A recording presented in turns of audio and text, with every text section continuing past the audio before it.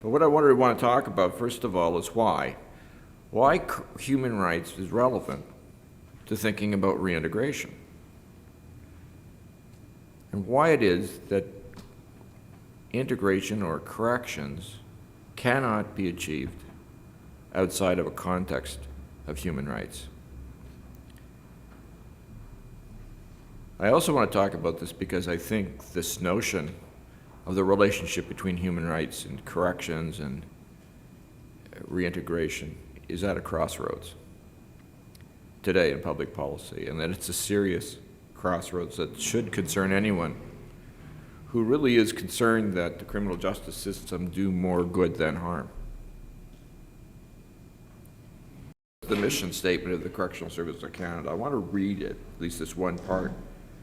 It says that CSC is part of the criminal justice system and respecting the rule of law contributes to the protection of society by actively encouraging and assisting offenders to become law-abiding citizens while exercising reasonable, safe, secure, and humane control. That's the overall mission statement. It then went on and reproduced the purpose of corrections that's in the Act. The Corrections and Conditional Release Act, or the CCRA, sets out the purpose of corrections. It's a short statement.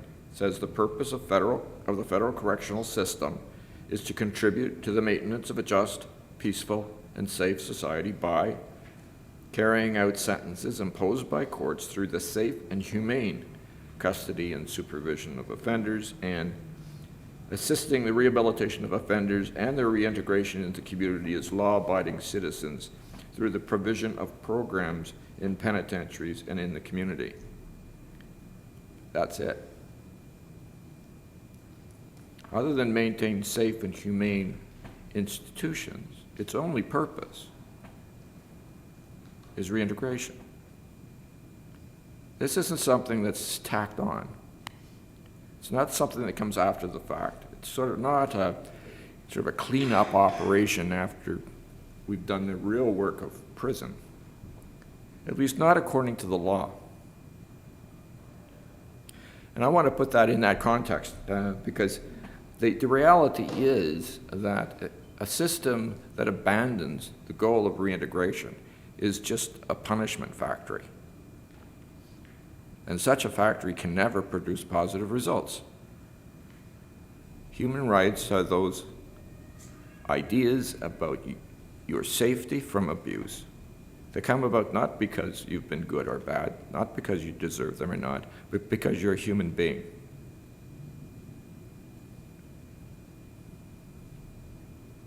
Human rights protect us from abuse from the state, as opposed to, for instance, the criminal code provisions which are intended to protect us from crime. But when an offense takes place, there's an enormous mechanism that immediately kicks into place for us. There are police that investigate, there's a Crown that prosecutes. There's a correctional system that does its thing, and so on, all at no cost other than general taxation.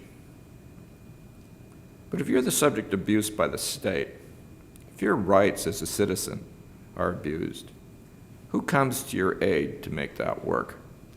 We have a charter that says, this is the framework within which we work. But there's no police that investigate. There's no prosecutor that prosecutes for you. There's no system that supports you through this process. It's up to you to do it alone. And to get to the Supreme Court means about $150,000 and 15 years of waiting. So it's not good enough just to have a law that sits there and you hope that people follow it. Because if we have difficulty accessing the charter as a way of protecting ourselves from abuse, you can only imagine what it must be like for a person in a prison. The CCRA is, the purposes of corrections and many of the other principles of the CCRA, the Corrections Act, is in fact based on a framework of respecting human rights. And it's been like that since it was written in 1992. This is not a new idea. I'm not proposing here that, at least in the legal structure, that there should be a change. What I'm arguing is that there should not be a change away from this. But it's there for a number of reasons. We've developed this notions that protect people from abuse within prison because we have a history of enormous abuse. Almost every time we've made any movement is because there's been a major investigation of something that shocked the public. Michael Jackson, the professor of law at UBC and a long-term human rights lawyer, and I spent a year last year writing a critique of a document that had been prepared for and has been adopted by the federal government and the Correctional Services of Canada as its roadmap for the future. It's referred to as their transformation agenda and is held high as the basis on which they will take corrections into the future. This document is unique and concerned us greatly. As a result, both of us spent the year working on the paper. Didn't want to. I was retired. I had other things in mind. And Michael was on sabbatical and had other plans in mind. But we had this document that had been prepared in just a few months on a mandate that would have sunk a royal commission by 5 people who were collectively unqualified to do it, with strong politically partisan ties, particularly the chair, with a time frame of 50 days, and ended up bringing out a report that simply confirmed the already established election platform of the current government in the face of virtually no other source or body or research or commission in the history of Canada that had supported these particular initiatives. In effect, told them what they wanted to hear. I've just explained to you how our whole Corrections Act has, in fact, as its legal basis, a human rights framework. Well, in the 200 pages of their document, human rights was never mentioned. Never mentioned was Mark McGuigan and the report and the incidents that arose. Nothing was mentioned of the 8-year correctional law review. Nothing was mentioned of the Arbour Committee. Nothing that gave rise to the current law as it stood, or the international conventions with which it's to be consistent, and for that matter, even the Charter, were addressed. They make dramatic recommendations for how they're going to change behavior and rehabilitate people in the future without a scintilla of evidence. It's purely ideological. It's enormously impractical, enormously expensive if it was ever done.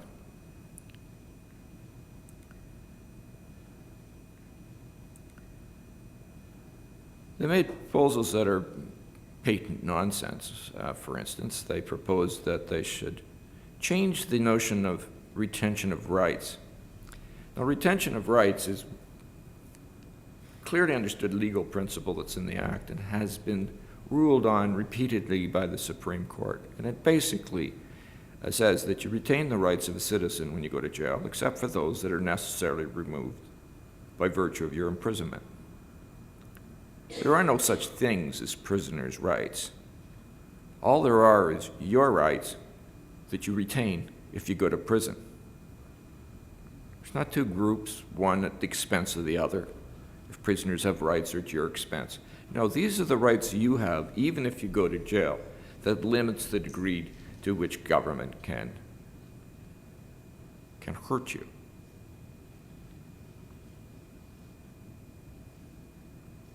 The other is least restrictive measures. It's another principle that's in this Act that says that you intervene in a person's life only to the extent necessary. And in this case, it's necessary to carry out the sentence, which means that you're not put in maximum security for extra punishment. You would be in maximum security if that's necessary to carry out the sentence. But going down the road, it means that you reduce always the coercion that's involved in the system, so long as it's reasonably consistent with public safety. And that includes reintegration, parole, statutory release, includes moving people into minimum security. So the system doesn't use its power to place people as an extra punishment tool, as a way of topping things up.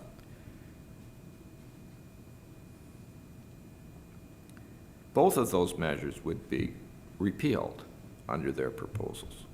Both of those fundamental considerations, least restrictive and retained rights. What they propose with retained rights, that they would change that, say, instead of saying you would retain the rights of a citizen except that those necessarily restricted by virtue of imprisonment to, you would only retain basic rights. Except nobody knows what a basic right is. A right is a right. That's what a right is. It's a right. There's no such thing as basic rights and other rights. So something that was decided by the Supreme Court of Canada in the face of some very difficult cases, and consistent with the Charter of Canada, this silly committee thought they could just put in an extra word and change its meaning.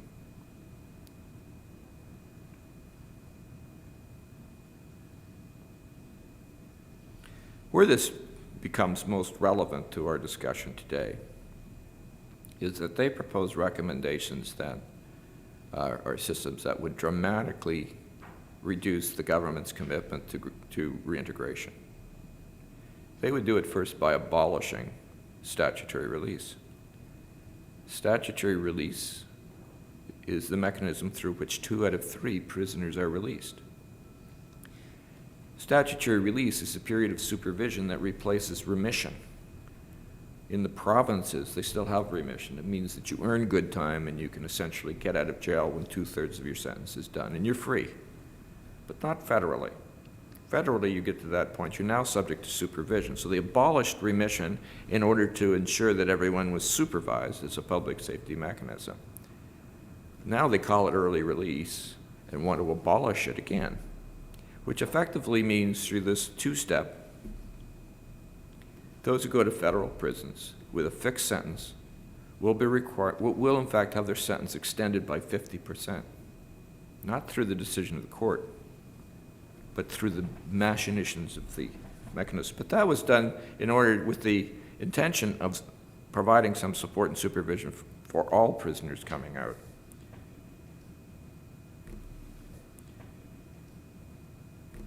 They would abolish APR, or accelerated parole review. This is a mechanism that shortens and makes more expedient the parole decisions for those that are serving short sentences for nonviolent offenses. The reality is, if you're serving 2 years in a federal prison today, your chances are almost zero that you can get parole, even though you would think you might be one of the more favorable candidates. And that's simply because the mechanism's so convoluted, so slow.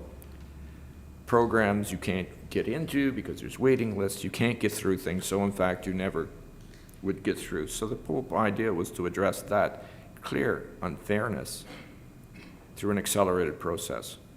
They will abolish it. And they'll put barriers into parole, will make parole almost impossible for most people. Requirements that a person have a job, or the strong likelihood of a job, in effect, would become a barrier for virtually everyone. If you can imagine applying for a job from a federal penitentiary with a long criminal record behind you and having no clue when you might get out, that's hardly facilitating people success in the community through employment. That's using employment as a weapon to keep people in jail.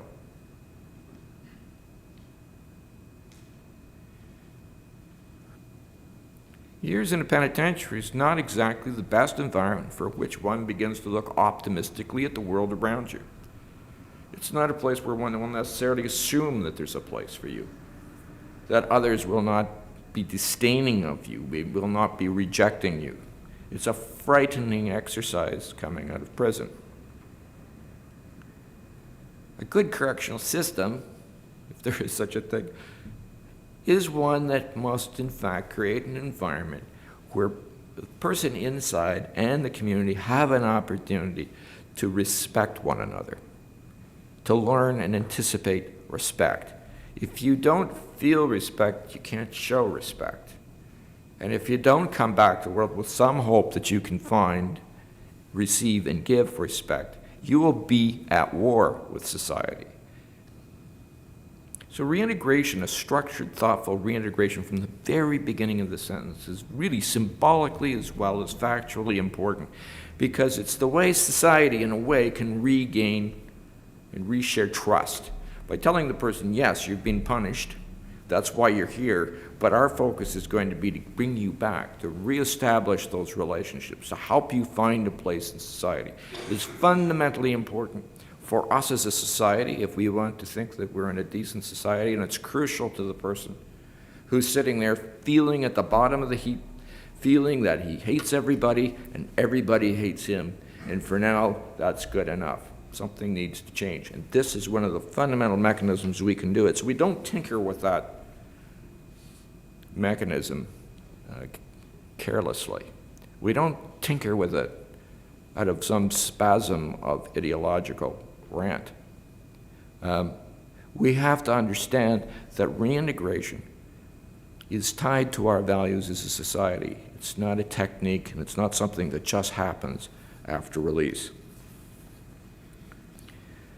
We wrote our report, which was a long report. In fact, it was twice as long as the original report, because there was three things lacking that we thought, if we're going to criticize them for not inserting in their report, we should put it in ours. One was the history. How did we get to where we are? Why do we have an act the way it is? The second is the law. Why can you not just pick and choose the constitutional rights you want to include or you don't?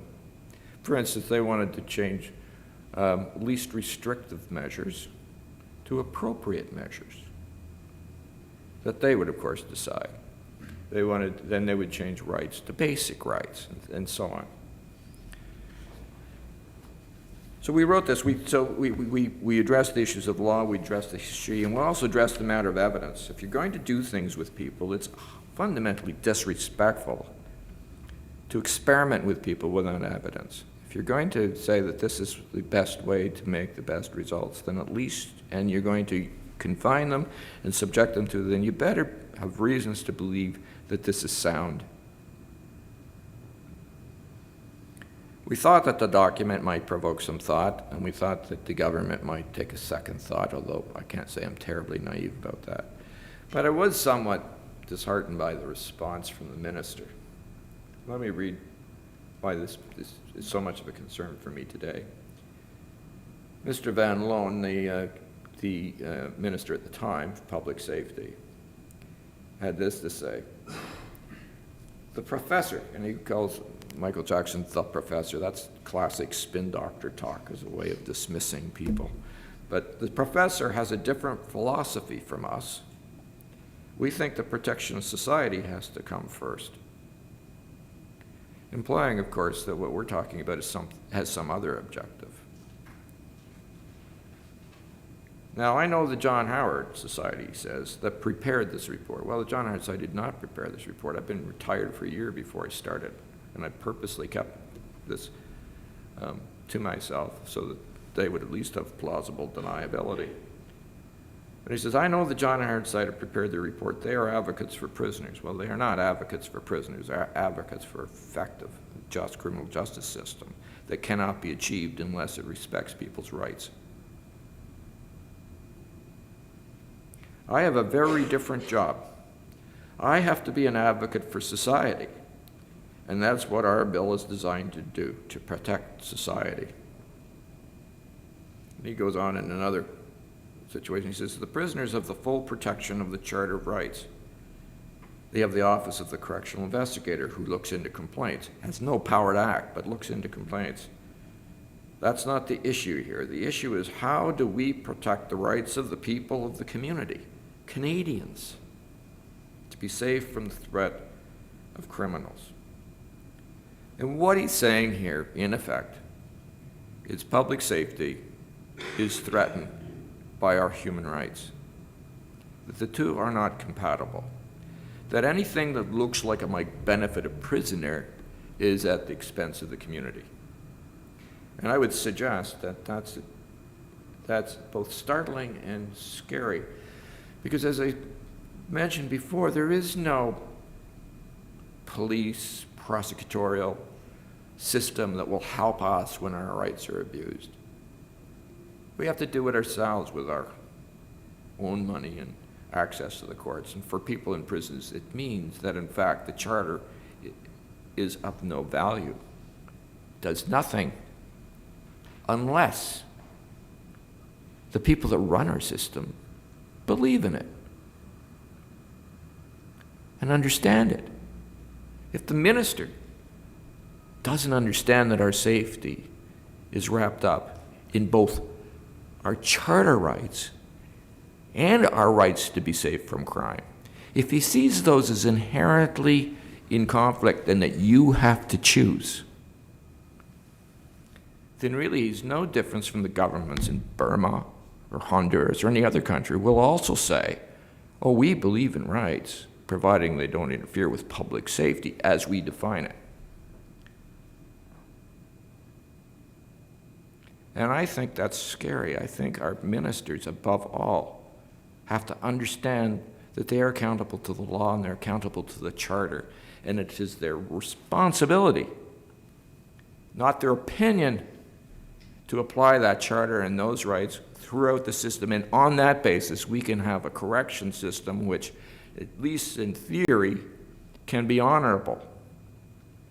But a system without rights, without respect for human decency, that isn't premised on notions like least restrictive measure and retained rights, is in fact a punishment factory. And no one that works in that environment can be engaged in anything that you could call honorable. So where are we going? Well, we have a new minister, Mr. Taves. He hasn't made any announcements lately that I've heard, but what he did say when he was the Minister of Justice was the following: I believe it's time to get tough when it comes to incarcerating violent offenders, and I applaud the efforts that have been made to put an end to what has been referred to as club fed. So we're left with this document that was written overnight, with a script that had already been prepared ahead of time, adopted in secret. At least the recommendations were all adopted in secret with no consultation with the public, no opportunity to say, these proposals aren't going to work, these proposals are fundamentally wrong in so many respects. And they turned it in what they now call the transformation agenda. Well, it is a transformation agenda. But it's very difficult to see where this is an agenda for public safety. It's scary, and for now it does look like the future. But I think it's important to know that in the end, the greatest loss for us all is going to be a system that has the potential to do more good than harm. And in the loss of reintegration, and the notion and the principle of reintegration, we're all going to be the losers. Thank you. Thank you very much.